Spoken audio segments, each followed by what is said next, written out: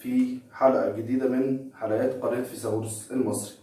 النهاردة إن شاء الله هنتكلم عن موضوع بسيط وسهل جدا، وهو موضوع الفاكتورايزيشن لديفرنس اوف تو سكويرز. بعد الفاصل إن شاء الله هنعرف يعني إيه بيرفكت سكوير وإزاي بنشتغل الفاكتورايزيشن بتاعنا. فاصل قصير ونواصل موضوعنا مع factorization of two difference square. انتظروني.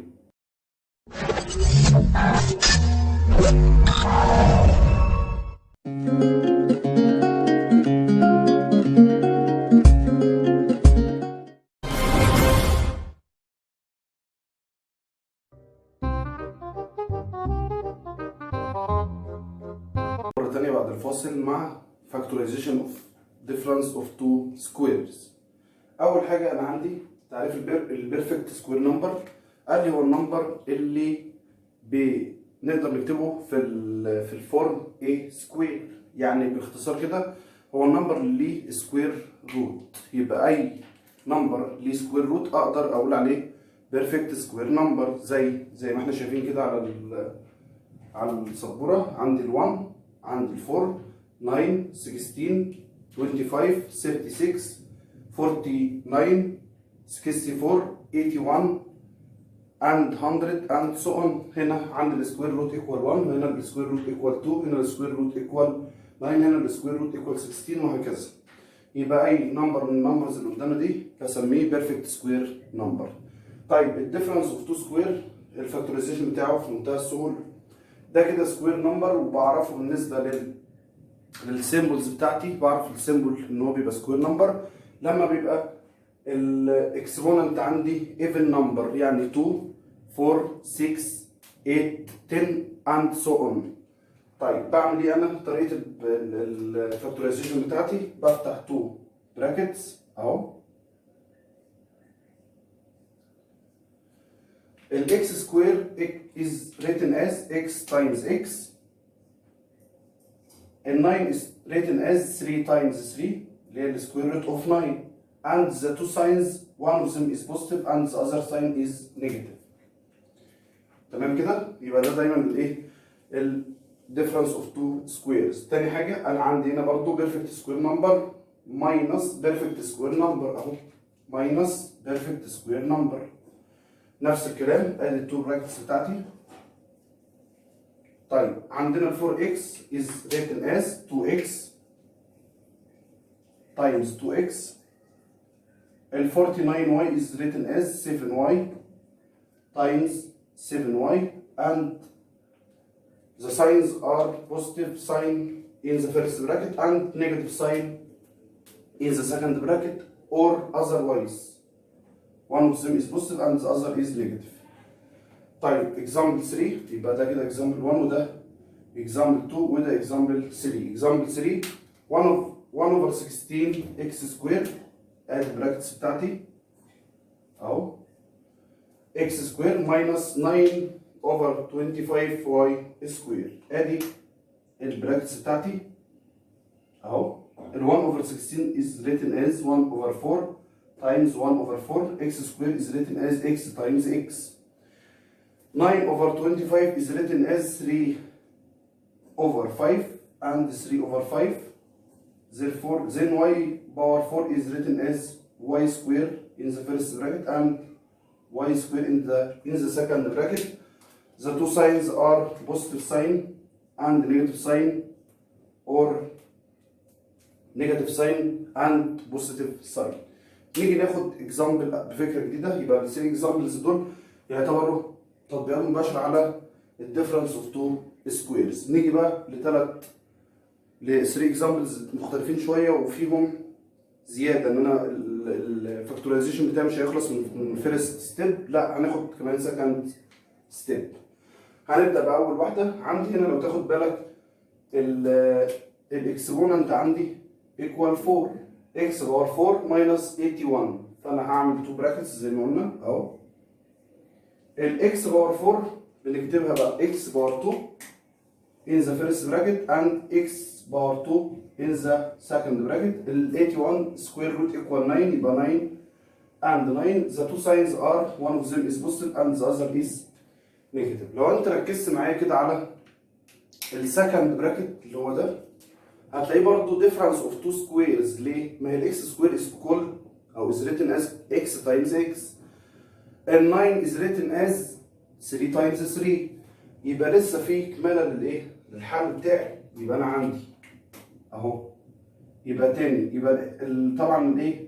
الفيرست براكت يتكتب زي ما هو x سكوير بلس 9. اما السكند براكت هنعمل له فاكتورايزيشن تاني. هيبقى x تايمز x 3 تايمز 3 بوزيتيف ساين اند نيجاتيف ساين. كده يبقى انا خلصت الايه؟ السوليوشن بتاعي ان سمبلست فورم. تمام. وصلت المساله بتاعتي او البروبلم بتاعتي اللي سمبلست فورم، ما اقدرش اكمل بعديه تاني. نفس الكلام في الايه؟ في الاكزامبل نمبر 5. هنا هنفتح 2 براكتس.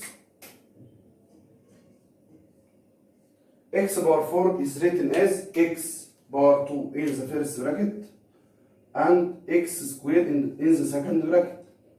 16 is written as 4y squared in the first bracket and 4y squared in the second bracket. The two signs positive and negative. بنفس الفكرة بتاعت الإكزامبل نمبر 4. The first bracket is written as x squared plus y plus 4y squared, and the difference of two squares in the second bracket is factorized. Therefore, the two brackets is written as x times x, 4y equal 2y times 2y, and the two signs are positive and negative sign. Example 6. Notice that this is called trinomial quantity. Therefore, we write as x squared and x squared. We find two numbers. طبعا حسب الفيديو الاولاني اول فيديو خدناه. We find two numbers its product equal 9 and its sum equal 10. Two numbers its product equal 9 and its sum equal 10. The two numbers from multiplication table are 9 and 1. مظبوط كده؟ When the multiplication sign is positive, therefore the two signs are similar as the middle term. Therefore the two signs are negative. This is difference of two squares. خد بالك كده ان الفيرست براكت difference of two squares والسكند براكت كمان difference of two squares. يبقى انا عندي البراكت اللي عندي دي تو براكتس، كل واحد فيهم هيبقى هنعمل له فاكتورايزيشن لتو براكتس تانيين، فهيبقى الفاينل فورم للاكزامبل بتاعي هيبقى عباره عن 4 كوانتيتي او 4 براكتس مالتيبليكيشن. تمام كده اهو. يبقى ادي اول براكت، ادي البراكت الثاني، ادي البراكت الثالث، ادي البراكت الرابع. x سكوير minus 9 is written as x plus 3 and x minus 3. x square minus 1 is written as x plus 1 and x minus 1. يبقى انا واخد ال 3 examples دول عشان اثبت لك بيهم فكره ان انا الاكزامبل بتاعي ببداه بديفرنس اوف تو سكويرز واكمله بعد خطوه ثانيه او خطوه بعد الفيرست ستيب بكمله برضه بيبقى ديفرنس اوف تو سكويرز وما بيخلصش بالايه؟ بالفيرست ستيب. فاصل قصير ان شاء الله ونواصل حديثنا في الفاكتورايزيشن difference of two squares. انتظرونا.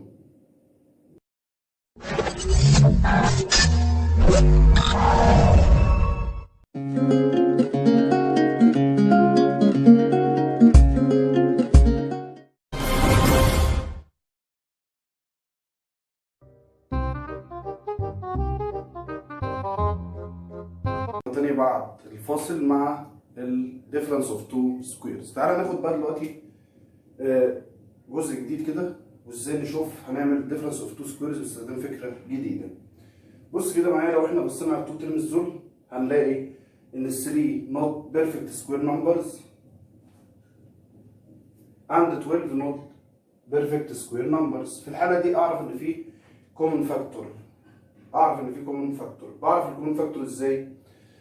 بالنسبه للناس اللي مش حافظه الملتبليكيشن تيبل هقول لهم على طريقه سهله. اول حاجه هتمسك الفيرست نمبر وتعمل له ديفايدد باي سكند نمبر، يعني هنا اعمل 3 اوفر 12. الكالكوليتر هتديني 1 اوفر 4. تمام كده؟ الكالكوليتر بتاعتنا هتدينا 1 اوفر 4، يبقى ده كده السمبلست فورم. تمام؟ يبقى ال 3 بقت 1 وال 12 بقت 4 في الايه؟ في التو كيسز دول انا عملت ديفيجن باي 3. يبقى هنا هعرف ان انا عندي كومن فاكتور هو 3 في الاكزامبل ده. تمام كده؟ طب نيجي على السيمبلز. بص على الاكس، هتلاقي الاكس هنا موجوده وهنا موجوده في الفيرست تيرم اند سكند تيرم. السمولست باور از ريتن از كومن فاكتور، يعني هنا الاكس سكوير دي تعتبر هنا كومن فاكتور، يبقى هنا انا هاخد كمان الاكس سكوير كومن فاكتور بالنسبه للايه؟ للسيمبلز. بعد كده هعمل ديفيجن. يلا نعمل ديفيجن. 3 باي 3 ايكوال 1 عشان اكتب اللي فاضل في البراكت. اكس باور 4 اوفر اكس باور 2 ايكوال اكس سكوير. طبعا لما بعمل ديفيجن بعمل سبتراكت للباورز بتاعتي. ماينس 12 باور 3 ايكوال 4. x square is cancelled by x square. x square is cancelled by x square. فلو خدت بالك كده هتلاقي البراكت اللي طلع هو difference of two squares. تعال نكمل بقى. هكتب تاني ال 3x square اللي هي الكومن فاكتور. طيب ال x square باور 4 is factorized as x times x. ال 4 is written as 2 times 2. The first bracket is positive and the other is negative, and the first is negative and the second is positive. اللي بعديها نفس الكلام. انت مش حافظ الملتبليكيشن تيبل، هتيجي باستخدام الكالكوليتور هتكتب كده على الكالكوليتور 20 اوفر 45. فالآلة الكالكوليتور هتديك 4 اوفر 9. تمام كده؟ طيب ال 20 عشان تبقى 4 او ال 45 عشان تبقى 9 عملنا ديفيجن باي 5. يبقى هنا عملت ديفيجن باي 5، يبقى انا عندي هنا ال 5 هتبقى كومن فاكتور في الاكزامبل ده. تمام كده؟ ال 5 هنا هتبقى كومن فاكتور. طب نيجي للايه؟ نيجي للسيمبلز. بالمناسبه في معلومه مهمه عايز اكد عليها. السيمبلست فورم اللي انا بحوط عليها دي هي دي اللي هتفضل في البراكت بعد الديفيجن. اهو بص هنا الفيرست او هنا الايه؟ النمبرز اللي فضلت في البراكت هي 1 و4، فهي دي الريشيو اللي الاله طلعتها لي. هنا هيفضل 4 باي 9، ودي برضو الايه؟ الكالكوليتر طلعتها لنا بعد ما عملنا ديفيجن ل 20 اوفر 45.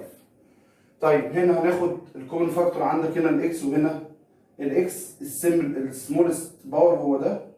عندي واي وهنا واي باور 3، اخد السمولست اللي هو ده. يبقى الكومن فاكتور بالنسبه للسيمبلز هيبقى اكس واي اهو. اكس واي. افتح براكت يلا واقسم. 20 اوفر 5 ايكوال 4 اهي. لاحظ اكس باور 3 اوفر اكس ايكوال اكس سكوير. تمام كده؟ y is cancelled by y minus 45 by 5 equal 9 اللي هي دي. x is cancelled by x, y باور 3 over y equal y square. برضه الايه؟ البراكت اللي فاضل زي ما احنا شايفين هو difference of two squares. يلا نكمل الايه؟ الحل بتاعنا. هيبقى عندي 5xy وهنا ال 2 brackets 2x and 2x و 3y and 3y and positive sign هنا وهنا negative sign. تمام؟ طيب نيجي بعد كده الاكزامبل اللي بعده، وده في فكره جديده خالص بقى. يعني ايه؟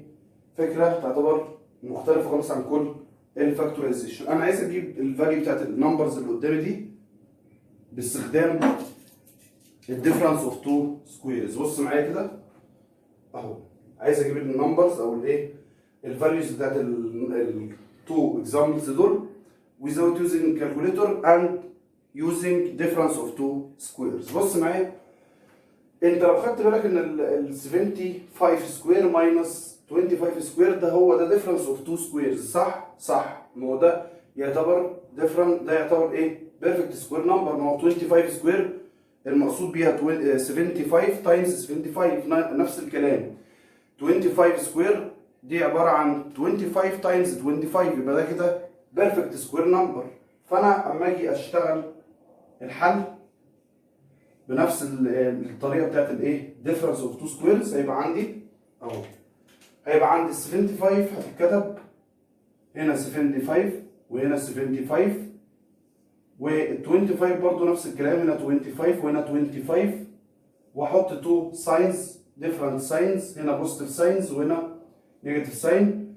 الفيرست براكت 75 بلس 25 ايكوال 100 تايمز 75 ماينس 25 ايكوال 50. هنعمل كده مالتيبليكيشن يطلع الناتج 5000. ده كده الايه الفاينل ريزلت. ممكن تتاكد بالايه بالكالكوليتر بتاعتك ان انت تحسب 75 سكوير ماينس 25 سكوير، الكالكوليتر هتديك الفاليو بتاعتنا تطلع فعلا 5000. طبعا انا ما بقولكش ما تستخدمش الكالكوليتر في ايه في الحل، انا بستخدم الكالكوليتر للتاكيد من الايه من الريزلت بتاعتي كوريكت ولا فولس، ترو اور فولس. لكن انا ما ينفعش استخدم الكالكوليتر في الاول ان انا على طول اكتب كده على الكالكوليتر واطلع الناتج كده، طبعا كده شغل عيال صغيره ما ينفعش، لازم اشتغل بالايه بالطريقه دي. طيب اكزامبل تاني، بص هنختم بيه حلقه النهارده. 103 تايمز 97. طبعا تو نمبرز مختلفين عن بعض، والمثال ده او الاكزامبل ده مختلف عن الاكزامبل اللي قبله. قال لي انا هكون تو نمبرز، هكون تو نيو نمبرز using these numbers، يعني انا هجيب تو نمبرز جداد عن طريق التو نمبرز دول. بعد كده الاكزامبل بتاعي يتحول لديفرنس اوف تو سكويرز. بص معايا كده هنعمل ايه. اول حاجه قال لي هكون فيرست نمبر اللي هو النمبر الاولاني، هتعمل ايه؟ قال لي هتعمل سم للتو نمبرز اهو، هكتب كده 103 بلس 97 اوفر 2. الكالكوليتر هتدينا 100. تمام كده؟ ده كده الايه الفيرست نمبر. تعالى نجيب السكند نمبر. السكند نمبر قال لي هتعمل ديفرنس للتو نمبرز اللي عندك، بس طبعا تبدا باللارج نمبر، يبقى 103 ماينس 97 اوفر 2، فالكالكوليتر هتديك 3. تمام؟ بعد كده هتلاقي هفتح تو براكتس وابدا اكتب الايه النواتج بتاعتي. انت جبت تو نمبرز، فين التو نمبرز اللي انت جبتهم اهو 103. فهتلاقي الفيرست نمبر اللي هو 103 عباره عن السم بتاع التو نمبرز دول، يعني 100 بلس 3 صح؟ وهتلاقي السكند نمبر اللي هو 97 عباره عن الديفرنس اوف تو نمبرز، يعني عباره عن 100 ماينس 3. تاني هنأكد كده الحته الاخيره دي، ها التو نمبرز بتوعي اللي هم الايه 1 هنا عندك ايه 103 تايمز 97 بقوا عباره عن تو نمبرز جداد اللي هم ايه ال 103 بقى عباره عن 100 بلس 3 اند ال 97 بقت عباره عن 100 ماينس 3. يبقى التو نمبرز اللي انا جبتهم هم اعطوني الايه النمبرز الاصليه بتاعت المساله، مره بالبلس ومره بالماينس. طيب ما هو ده البراكت ده لو خدت بالك هو يعتبر الايه هو يعتبر السكند او الايه او الفاينل فورم للسوليوشن اللي كان بتاعنا، يعني ده هو ده الايه هو ده الفاكتورايزنج بتاع الديفرنس اوف تو سكويرز. لو عايز ارجعه لاصله هيبقى كده، بص هيبقى 100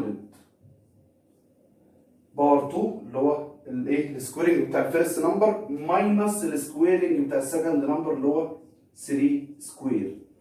همسك الكالكوليتر بتاعتي واحسب الحسبه دي كده بالكالكوليتر. الكالكوليتر هتدينا 9991 يعني 9991. يبقى ده كده الايه الفاليو بتاعتي يوزنج الكالكوليتر. خلاص برضه ممكن تتاكد ان الايه ان الايكويشن بتاعتك او السوليوشن بتاعك از رايت يوزنج كالكوليتر. هتعمل مالتيبليكيشن 103 تايمز 97 والكالكوليتر هتديك نفس الفاليو. في ختام حلقتنا النهارده نتمنى يكون الفيديو بتاعنا فهمنا منه ازاي نعمل difference of two squares عن طريق one step او عن طريق two steps او عن طريق الكومن فاكتور او عن طريق ازاي ان انا استخدم two values واحولهم بالديفرنس اوف two squares واقدر اجيب الفاليوز بتاعتهم with difference of two squares. الموضوع بتاعنا زي ما احنا شفنا سهل وبسيط ومن اسهل الموضوعات بتاعت الفاكتورايزيشن. نلتقي إن شاء الله في حلقة قادمة، والسلام عليكم ورحمة الله وبركاته.